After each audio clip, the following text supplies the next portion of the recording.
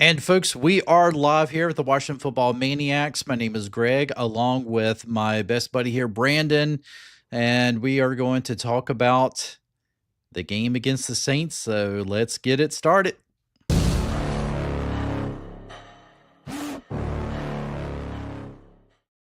And of course, welcome back to another stream here on the Washington Football Maniacs YouTube and Rumble channel. If you haven't subscribed to us yet, I don't know why you haven't, please do. When you do, also hit that notification bell so you won't miss any other video releases. The channel here where we don't mind it if you call them the Redskins, because we're going to call them the Redskins as well, right? So oh Lord, Brandon. So yes, this game should not should not been as close as it was. I think everybody can kind of agree with that. The offense I thought played pretty well, but really got decimated by penalties. A lot of penalties called in this game. And a lot of penalties called on Washington. Not nearly as many called on the Saints. I'm not usually one of those guys who, of course, you've probably heard this from I don't know how many people. I'm not usually one of these guys who's going to blame a game on the refs, but the refs were definitely hard on the skins today. Not really let some things go on the other side as well. So they were calling anything and everything. Some things I felt okay, yeah, that probably was a good call. Other times I was like, come on, you're going to call that, and I really think I'll just say this before we really get into it. I think when you get to the end of the season, they start talking about, penalties and things like that. I think they need to revisit the personal foul calls on roughing the passer, and they need. Yeah. I understand they're trying to protect the quarterback, but it's really becoming a little too ticky-tacky, and there's just, quite frankly, sometimes the defenders, they can't just turn midway in the air and Right. avoid or anything like that. I mean, sometimes you got to understand. I think they need to go back and see. We need to look at intent and versus incidental. Yeah. And I think, because back in the day with like face mask penalties, back in the day, you had two versions. You had a 15-yarder, which was a personal foul, and you had a 5-yarder, which was kind of inverted. Yeah. And I think maybe they need to look at that. Now, they don't have that now. They call 15-yarders all the time, which, again, I think sometimes you fix things that shouldn't be fixed. And when it comes to certain penalties like that, I think back in the 70s and 80s, well, more in the 80s, because that's when I really started watching football, but that wasn't anything that was broken to me.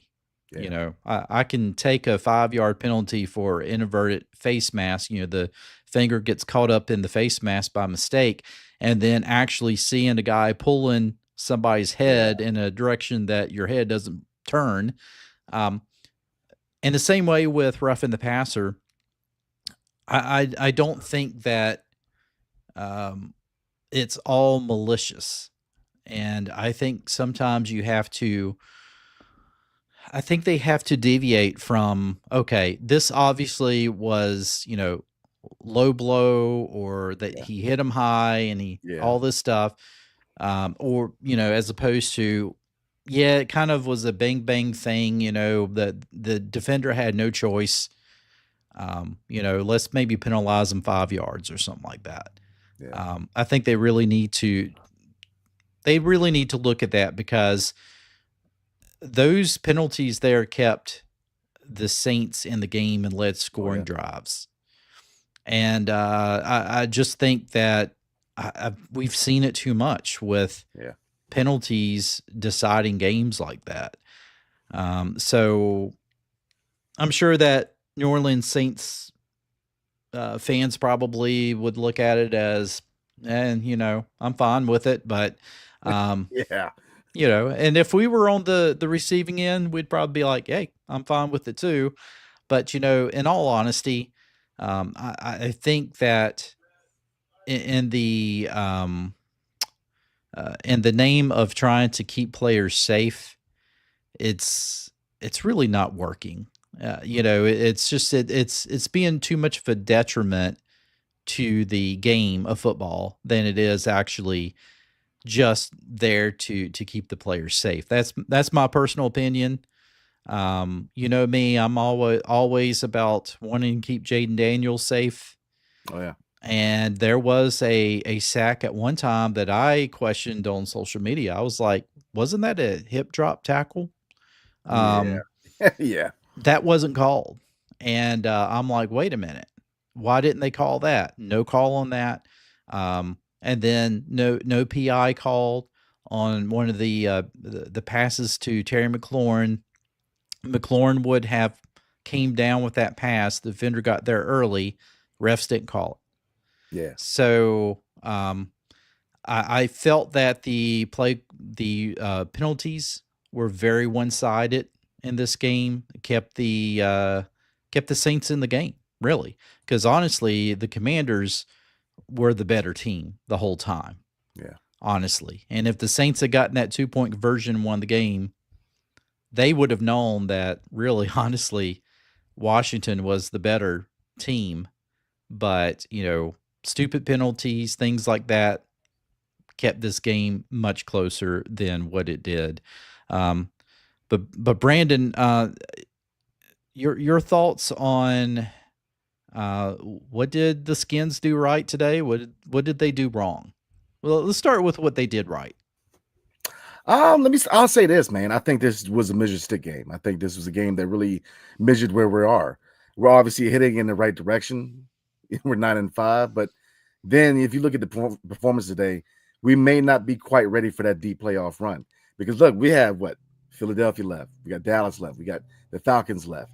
And once you get into the playoff football, these mistakes you can't make in the playoffs because other teams are going to capitalize. And that's why I say that when it comes down to playoff football, experience matters. If you look at it, usually the teams with the most playoff experience usually come out on top.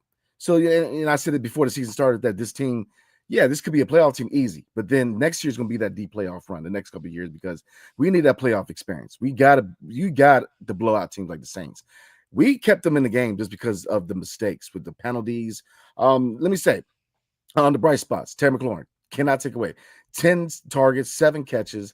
I mean, he did his thing today. Yes, that one drop was a big drop that could have led to a much needed touchdown, but overall he got 2 touchdowns. So I am not too upset with Scary Terry. 7 receptions for 73 yards, 2 touchdowns.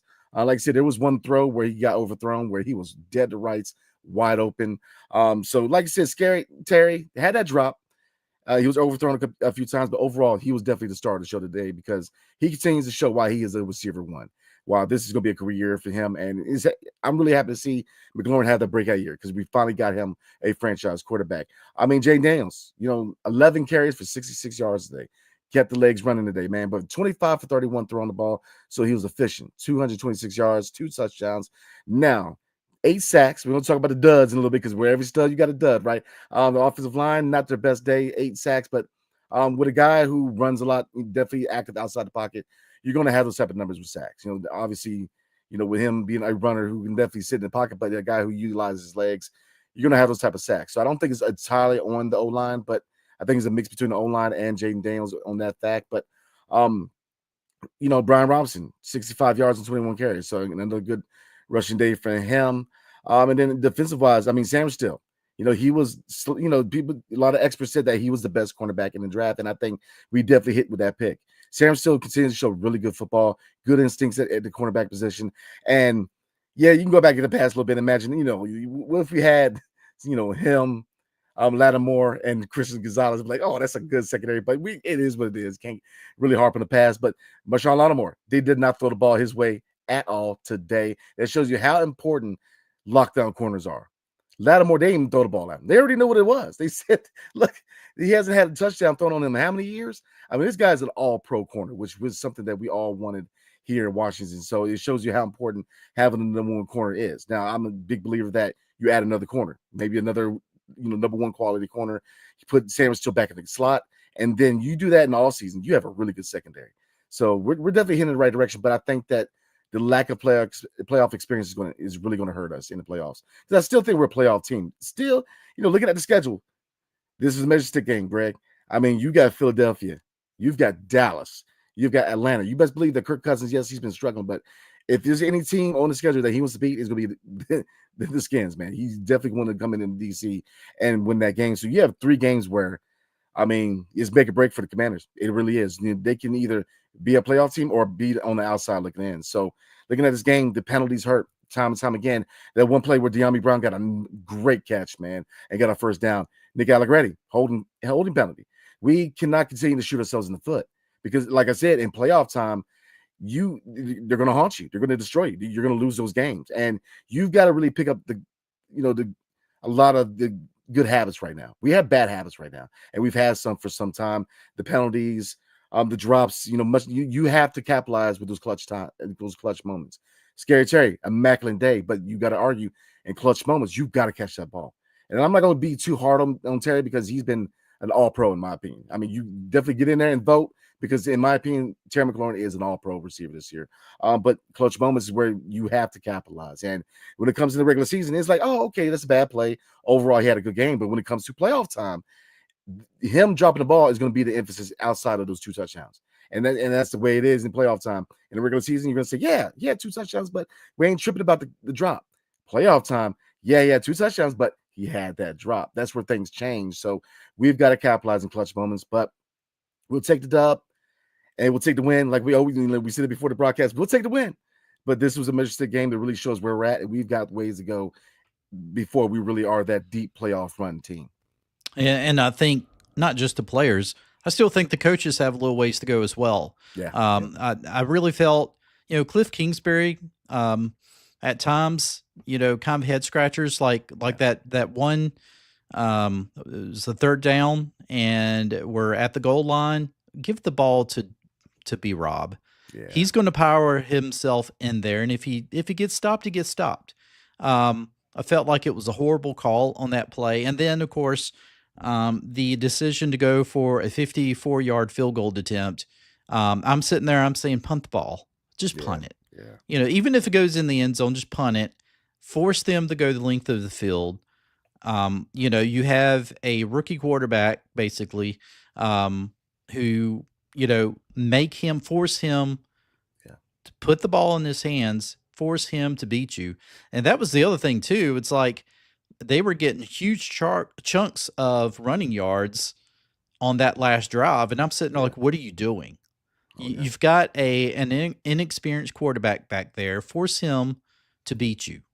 That was one thing I couldn't understand. So I felt like Dan Quinn kind of put us in a bad situation there. I understand being aggressive and going for the knockout punch, but you got to play things safe as well. And I would have punted the football. I would have hopefully pinned them inside their 10 if possible. Maybe you take a delay of game on that, give yourself a little bit of punting room, pin them deep within their 10-yard line, force them to go about 90 some yards to score.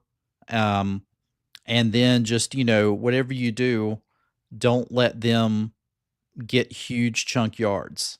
Or at least keep them on the playing field. Don't allow them to get to, to stop the clock. So that's what I would have done. Yes, that's probably more of the conservative way. But guess what?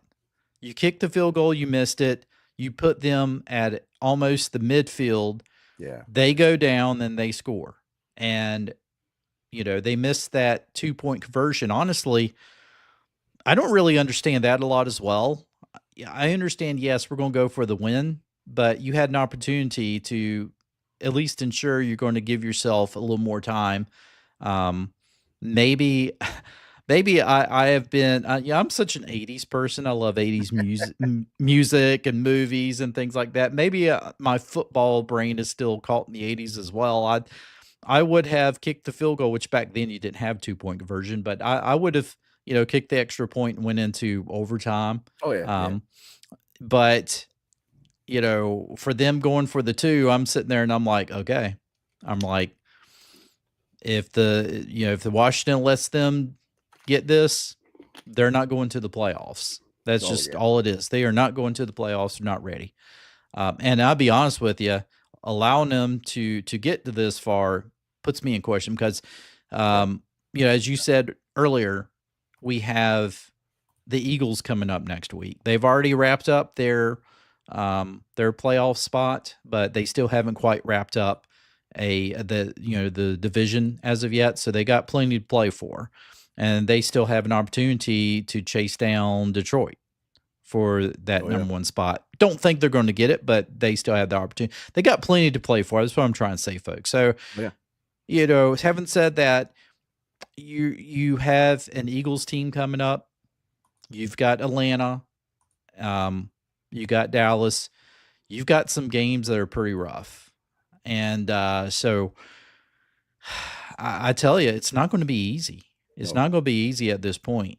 And so a game like this should have been a game that honestly they should have blew out the Saints. The Saints, the only weapon they really had, in my opinion, was Alvin Kamara, That's it.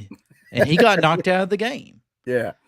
And they put Spencer Rattler in there, and then Rattler is just like going off. I mean, Yeah. had he played the whole game, who knows? Who knows? He's got an arm, man. He's got a serious He's arm. got a nice arm. The other thing that, of course, is going to annoy a lot of us Skins fans, Chase Young had 2 sacks today. We could have used that DC. It's like he hadn't had 2 sacks in what, probably the last 2 years, Yeah. and last 3 years, and here he had 2 sacks today. He looked more like the Chase Young that we kind of remembered him being in his rookie season. Yeah, we Yeah. could have used that in DC, right? Right. And so I know a lot of fans were excited and happy over that. Probably if you're a Saints fan, but 8 sacks today. That's a dud that we definitely want to talk about. And we had our starting center was out today. That Yeah. made a big difference in my opinion. Of course, Lucas I think was out, but I've always said that besides left tackle, center is an extremely important position for that offensive line. And so not having our starter there really, I think, hurt us. Obviously, we could see, 8 sacks on Jaden Daniels. A couple of those sacks, I felt like he should have thrown the ball away, and Yeah. he didn't.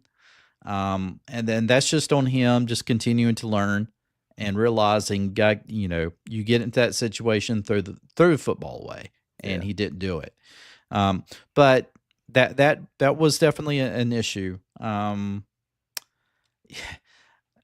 You got to be able to clean up some of these penalties. But again, it's kind of hard because this officiating crew is known for calling a lot of holding penalties, and they called a bunch of them today, a Yeah. lot on us. And so you got to be able to be good enough to overcome that, and you got to be able to clean it up. But we left a lot of points on the board because of mistakes like that. I mean, I joked earlier and I said we scored 17 points on that first drive alone because, like the field goal that, we got a penalty, one of the few penalties on the Saints. So we got to keep the ball. We scored touchdown with Zacchaeus that was called back. Yeah. And then we finally got a touchdown with Terry McLaurin. So, but yeah, I mean, this doesn't look like a team that's going to roll in. Well, not roll into Philly next, but it's going to be playing Philly next week and beating them. You got to play error-free football. You got to be able to protect the quarterback. Yep. And as you said, McLaurin's going to have to make some of those catches. I'm not beefing on him whatsoever, but yeah, a couple of those needs to catch him. That one that was maybe slightly overthrown. Still should have caught that one. Oh yeah, You know, I mean, it's unfortunate, but there's a lot of work that the coaching staff needs to do.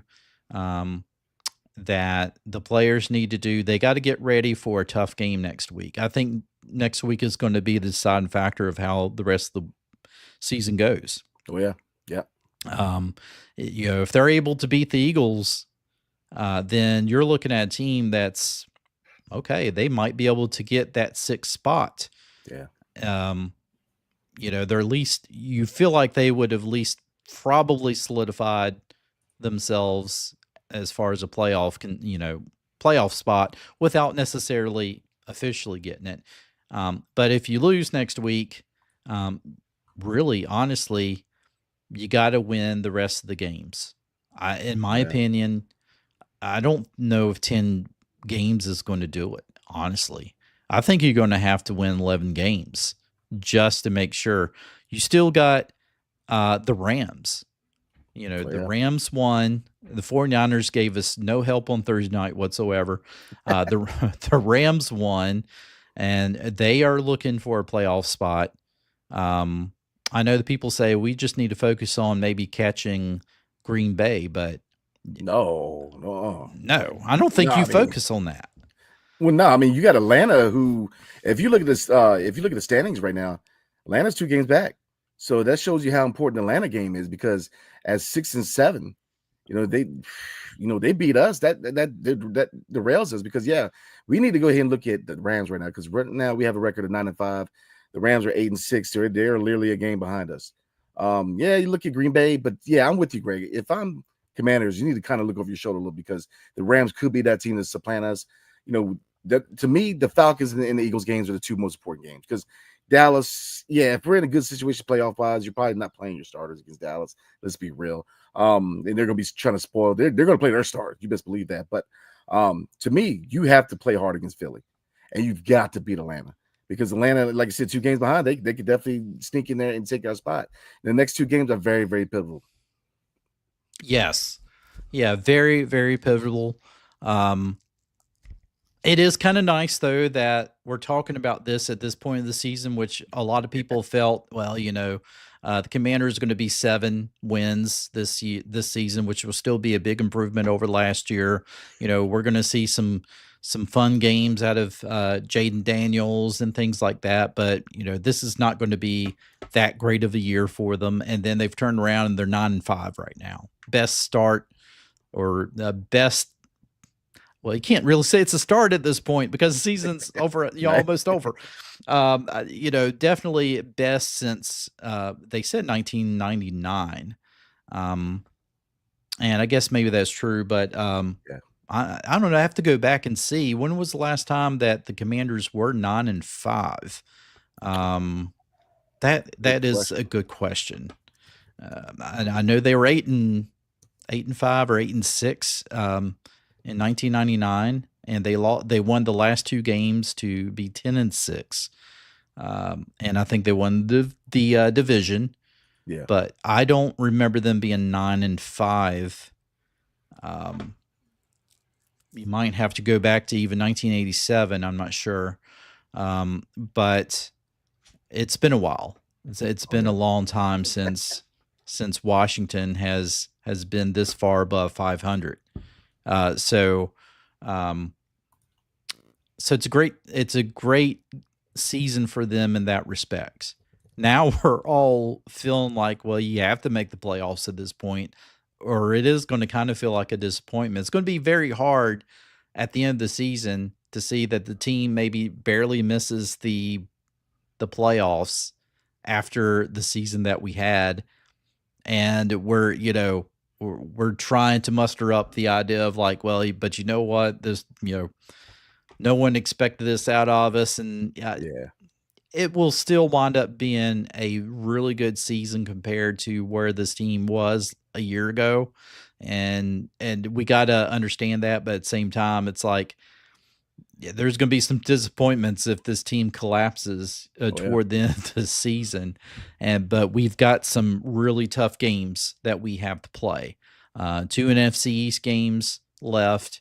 NFC East or NFC games the rest of the way, right? I mean, Oh yeah, yeah, there's so all of these games are extremely important for the playoff hope for the Washington Commanders. So, um, other positives, I think, Marshawn Lattimore. oh yeah, You didn't hear his name called. That's because he locked down his side of the field the whole game, which was great to see. Would love to have seen some interceptions from him, but Mike Central, he, to me, he's probably one of the best. Of course, other than Jaden Daniels, one of the best picks this year in the draft. oh yeah, yeah, oh Um, yeah, Very good pick. I would, you talked about it earlier. Let's try to add another shutdown corner, yeah, and then you have Sandstriel, you have Lattimore, and then you have another shutdown corner, and then suddenly we have a backfield or a defensive backfield that we have yeah. not had in a long time. Long time. And then yes, so um, to know that this team is 9-5, and we can look at the roster and see that there's still upgrades that we need to have. There's still improvement in a lot of areas, especially on defense. Yeah. That shows you, though, overall, this team is heading toward something great, something special, in my opinion. Oh yeah. We're just we're just kind of spoiled right now, I think, because 9-5, we're like, okay, this team needs to make the playoffs this year. You get to that point, you got to be able to make the playoffs. But they are building something excellent, Yeah. and we just got to keep up. We got to let them, let Adam Peters keep cooking. Let him keep willing and dealing and getting some draft picks and getting some good players, in free agency next year. But he has put together a heck of a team, in my opinion. Both him and Dan Quinn have really been instrumental in building a team that was competitive right from the get-go. So you do have to look at everything like that and be happy and be excited. But games like this, it's like, almost reminds me of how some of the Ron Rivera games were, where it's like it was teams that we should have really knocked out, and we either let them beat us or, or we just let them scare us to death like the Saints did today. So again, you're not going to have many opportunities like this. Everybody else going down the line looks like they're pretty healthy, with the exception of the Cowboys. But Cooper Rush, he's had many games under his belt as well. Yeah, so Dallas always plays us hard no matter what, and that game I believe is going to be in Dallas at the end of the season. So who knows? Who knows? But looking ahead, when you're looking at playing this Eagles team, and I know we haven't really had a chance. We've seen them once already, but is there any weaknesses that we can think of that we could exploit with the Eagles that the Skins need to take advantage of? Oh, absolutely. Shut down the run, which is easier said than done. Because it's easier said than done, though, right? I mean, you know what I mean? Because he's an MVP candidate right now. So Saquon Barkley, I mean, easier said than done, but I mean, he's the one factor of their offense that has been consistent. Because if you look at what's going on, Jalen Hurts, he's a lot of people are calling for his head in Philly already. Mm-hmm. There's been that issues between him and AJ Brown. So we'll see. Like I said, if you look at his passing stats, he's no worse or better than any other year. It's just, I think that rift between him and AJ Brown, we all know AJ Brown's a guy that definitely demands the ball a lot. So, wide receivers, let's be real. They can be divas at times. So, kind of take that with a grain of salt with receivers at times. But Philadelphia, you best believe that's a game where you want to play them tough, because you got to mention already that we're heading in the right direction. I agree 100% that we're definitely heading in the right direction back to relevancy. We've got all the important positions filled, new ownership, new GM, new coaching staff. Cliff Kingsbury, he's a work in progress. We know what he can do. We know what he can't do. But hopefully, and his name is connected to Chicago for the head coaching search. So it could be one and done with the offensive coordinator again this year because he's getting a lot of interest by the Chicago Bears for the head coaching vacancy. But this is must win in my opinion. You have to play them tough because Atlanta again is a team where Kirk Cousins has been struggling, but he plays us tough. He definitely wants to win in DC, being a former Washington Redskins quarterback. And Dallas, they're going to try to knock us out the playoffs because, again, if you look at the standings, Chicago or not Chicago, Dallas, they're 6-8. So if we lose these next two games, that last game against Dallas could be one of those games where we have to win that game. But you don't want to be in a position where you have to win that game to get into the playoffs at the end of the year. But we're heading in the right direction. Even if we get in the playoffs and we lose in the wild card, that's still progress, in my opinion, because like I said earlier, playoff experience counts. If we don't have the playoff experience, these growing pains are part of the journey.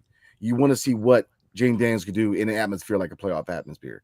And even if he fails, you still see progress because he's a rookie and he's better than most rookies are. But you want him to a certain degree fail too.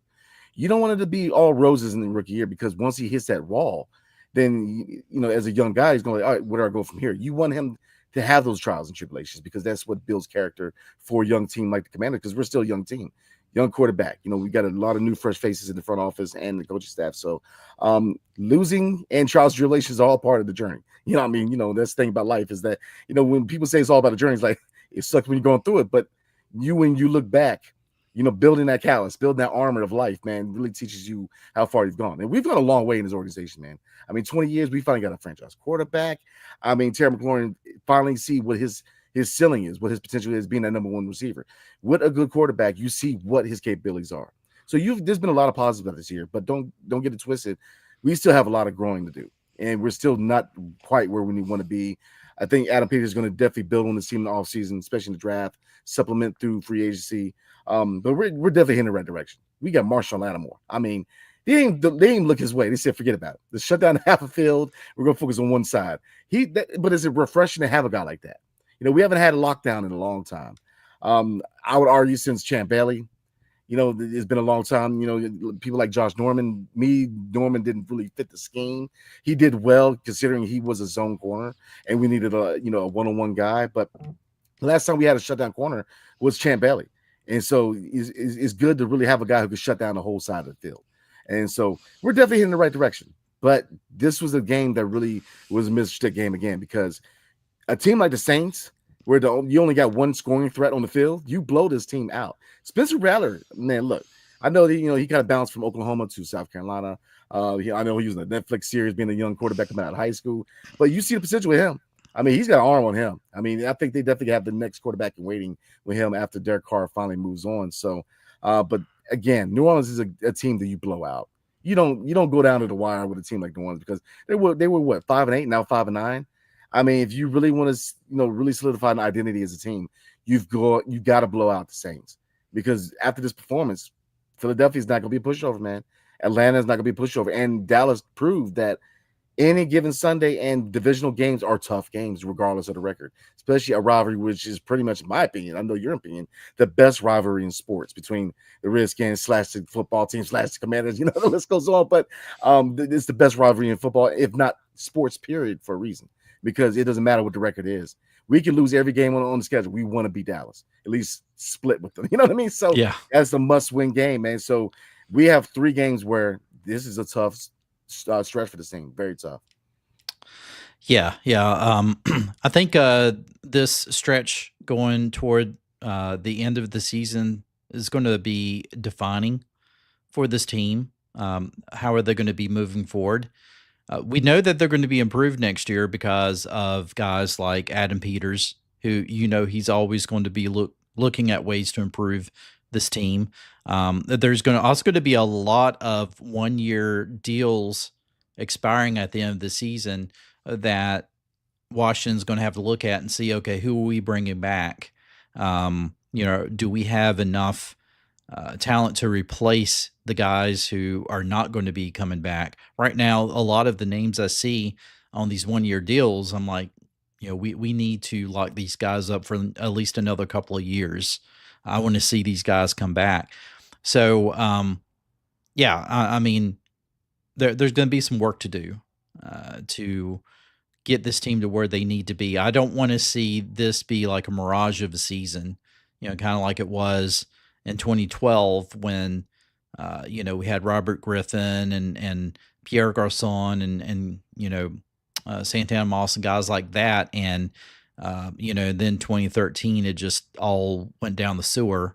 And we could all say, well, it's because of Robert Griffin's injury, but at the same time, we need to see continued improvement. And I think a team that is good across the board with every position they're deep, that's what you want to get to. And that's what Adam Peters is going to keep doing. They know they have borrowed time with guys like B-Wags and guys like that. They're not going to keep these guys around forever. And so you want to be able to find their replacements quickly and have those guys play with these future Hall of Famers, and so that they can feel like they have something to learn and to lean on with. So that being said, Washington fans, enjoy the win. I wasn't smiling after this win, but I was relieved. My wife said, breathe. And I told her I haven't been able to breathe for the last 15 minutes. So, yeah, she definitely looked at me and said, you don't look happy. And I'm like, I am not happy. Even if we pull this out, this is not like, honestly, if I was the head coach in there, I would have tore a new one in the team after this. I would not be happy at all. I'm like, what are you talking about? We let this team back in this game. So let's see what happens next week. They got to get up for this. It's got to be a big showing, error-free football. That's how you win. And if we look at the earlier wins when Washington was on that big win streak earlier in the season, they played error-free football. That's how they won these games. Yeah.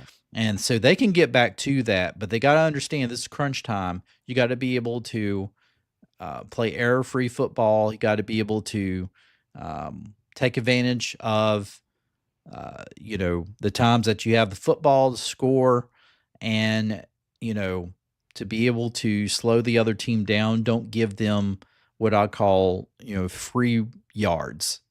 And don't allow them chunk yards. And this thing that does scare me next week with Saquon Barkley is that he's going to get his. He always gets his. And so you just got to hope that you can slow him down enough to where he's not going to be the deciding factor. He's going to be a factor, this.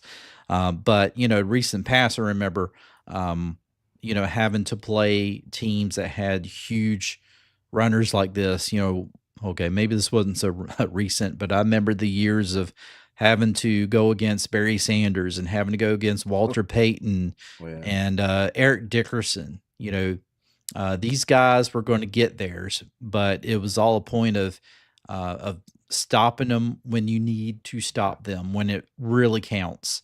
And so that's what the Commander is going to have to be able to understand is, Saquon Barkley, you're not going to be able to hold him up for too long. You're going to have to be able to stop him when it counts because he's going to wear you down.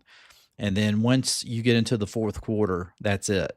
And certainly if the Eagles are leading in the fourth quarter, it's going to be lights out. Why do I say this? Because then your defense is tired. They're not going to be able to stop the run, just like was kind of happening today.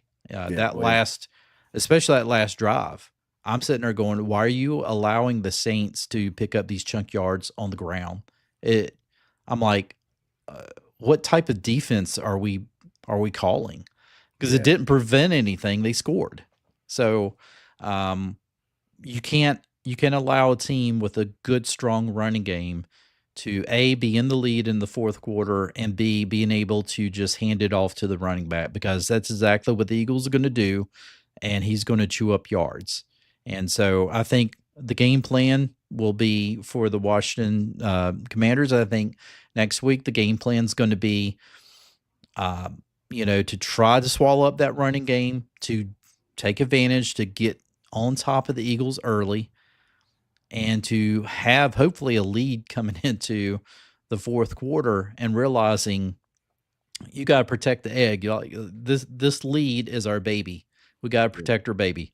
And so that's how they got to think about it. And so they can't play from behind at all against the Eagles. They got to force if the Eagles going to beat us, they're going to have to do pretty much what they did last time, beat us in the fourth quarter. Yeah, yeah. And so I think they had a pretty good game plan with the Eagles the last time and should have beat them. But you got to be able to play four full quarters. Yep. And they played 3 quarters, and that was it.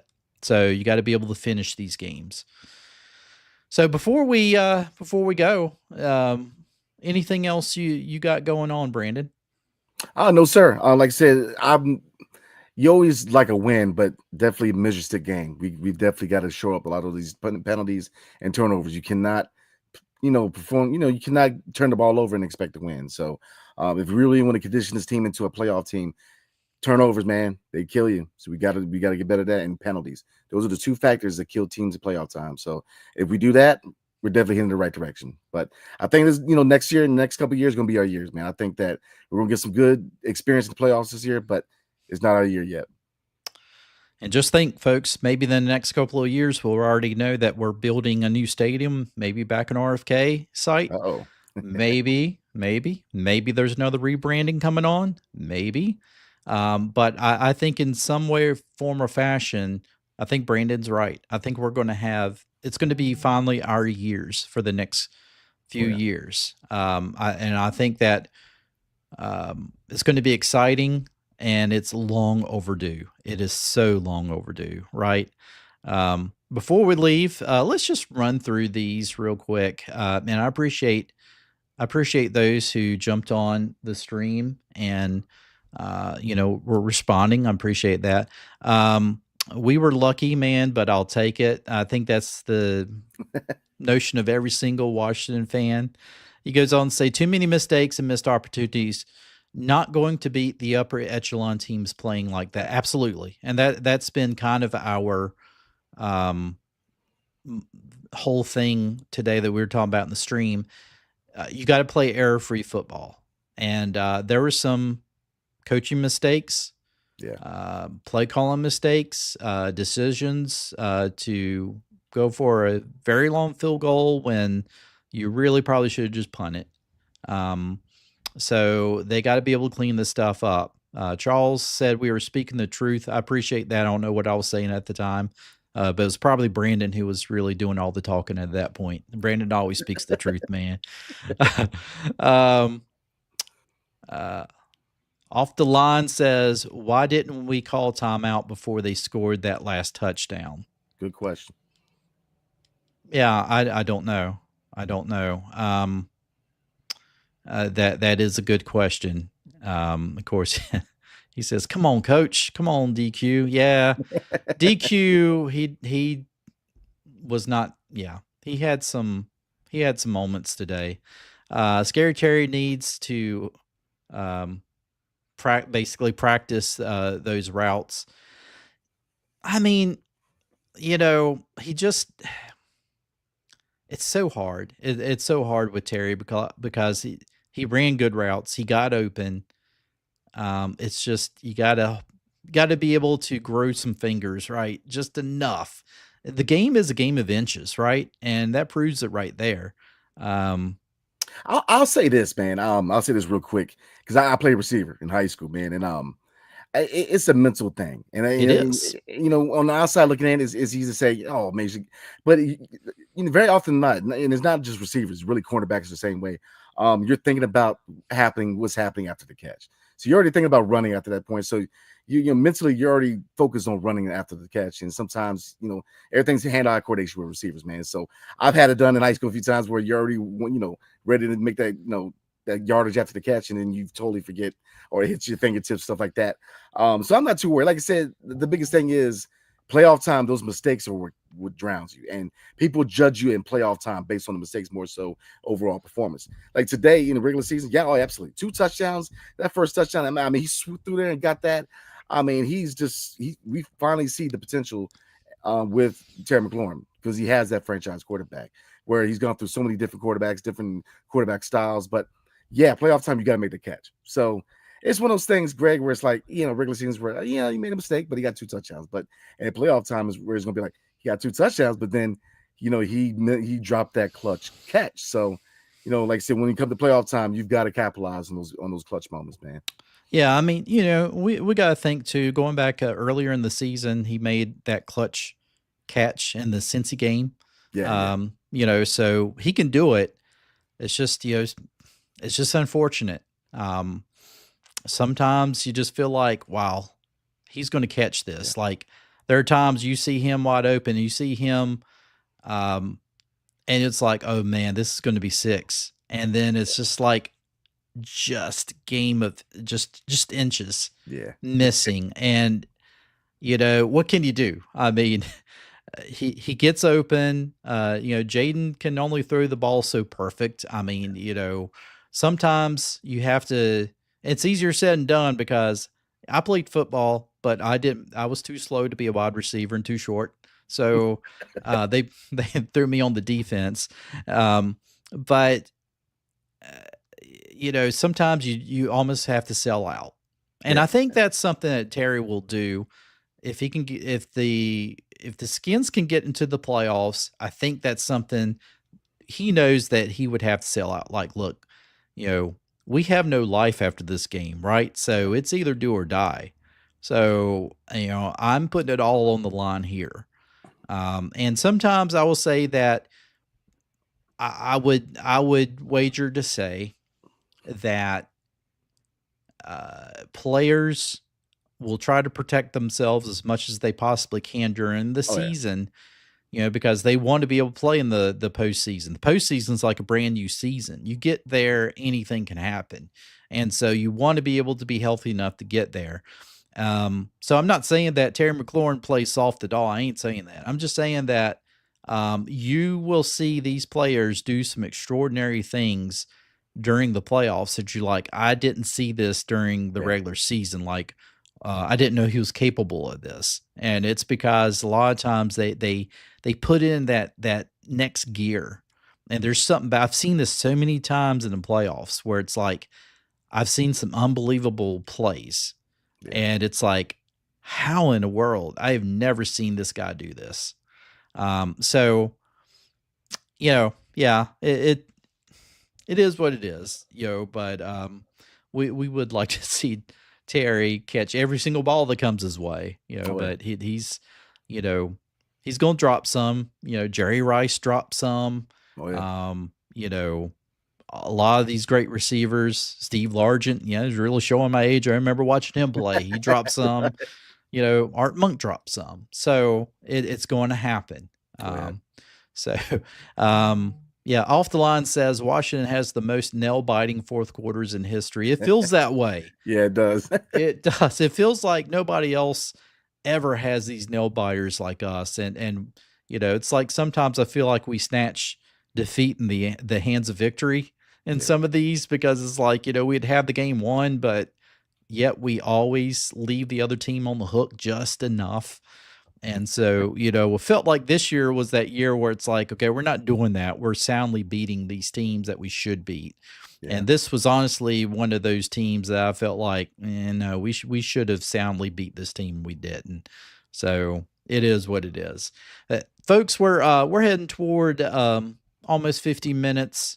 So we're probably going to wind up letting you guys go so you can watch some of these second half games. Right now, the Eagles are up on Pittsburgh 10-3. So I know you'd like to see that being reversed, but we'll see. Buffalo is actually up on Detroit right now, 21-7. So, like I said, still a lot for Philadelphia to play for. So we have got to make sure that we take care of business next week. That being said, folks, we really enjoyed you guys being on the stream. we are going to try our best to be on these streams after the games. Whether if it's just Brandon or whether if it's just me or whether if we can get both of us on here or maybe we just wait and do a stream a little bit later, depending on their schedules. So, but we do want to do some more of these live streams and have you guys interacting with us. We really appreciate it, and we appreciate all of your support.